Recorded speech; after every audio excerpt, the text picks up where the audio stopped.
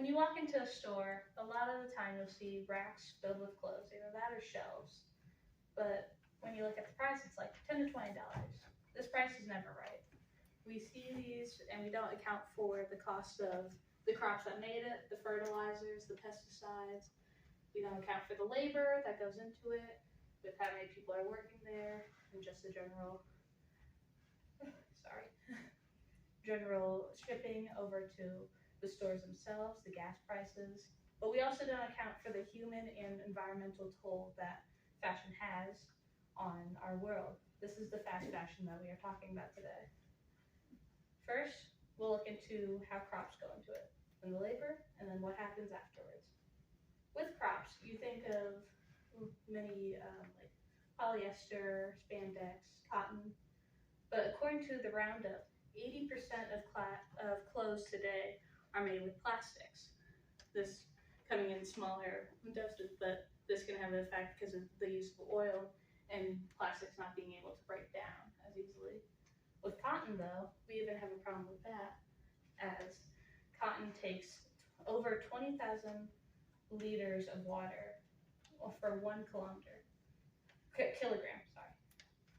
This could go to giving clean drinking water to thousands of children that do not have access, and especially with these crops, since they are so water dependent. The places that do make the crops grow, we need a lot of it, because 1 kilogram of cotton will not make one piece of clothing. So hundreds of thousands liters go into just a simple shirt. Not only that, but fertilizers and pesticides also go into them, which pollutes our air, as well as gives many people health problems as the chemicals get inside their bodies through this air pollution. And so not only do we have factors of water, but also air pollution just from this one crop. Next, we think of the labor that goes into it. Think maybe it's through the US we have the rights that laborers have, but no, many of these are outsourced to developing countries, just like the crops were.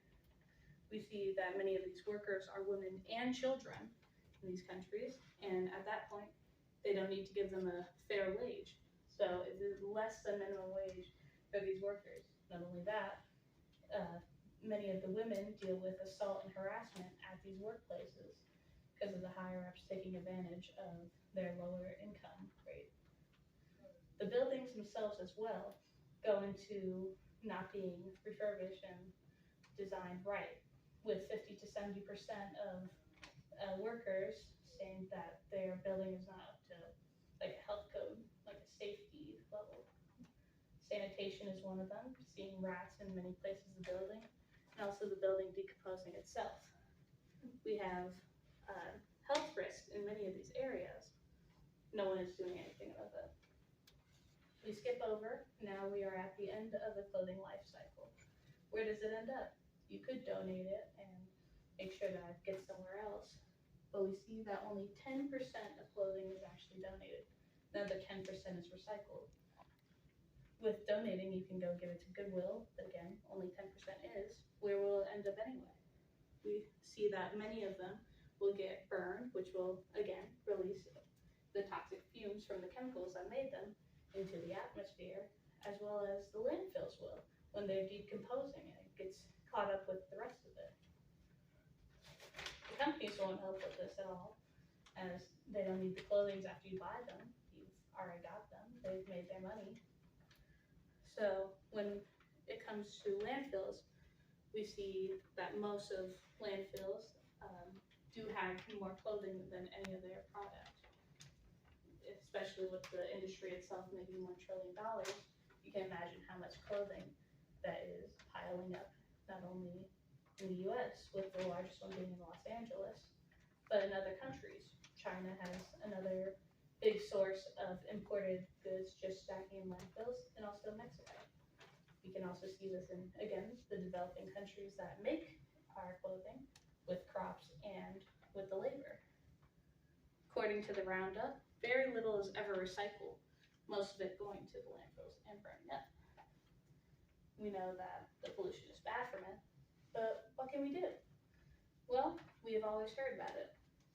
Reduce, reuse, recycle. We reduce our spending in these big corporations. Either we use Goodwill and garage sales even. They give out a lot of clothing because everyone buys clothing.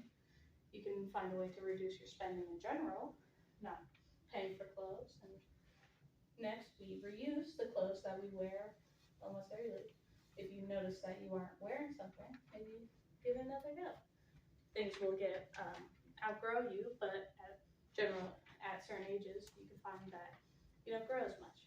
For this shirt, for example, I got this in 6th grade. These pants themselves, high school.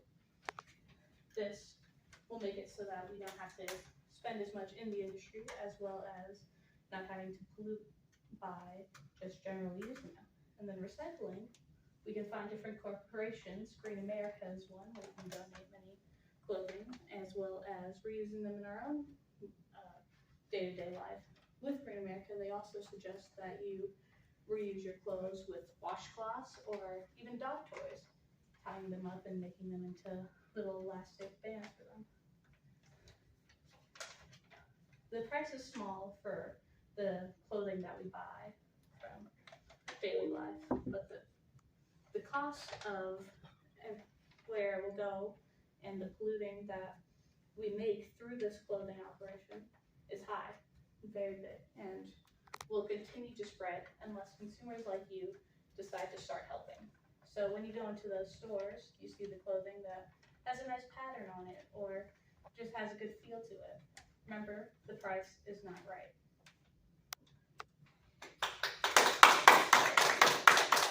Woo!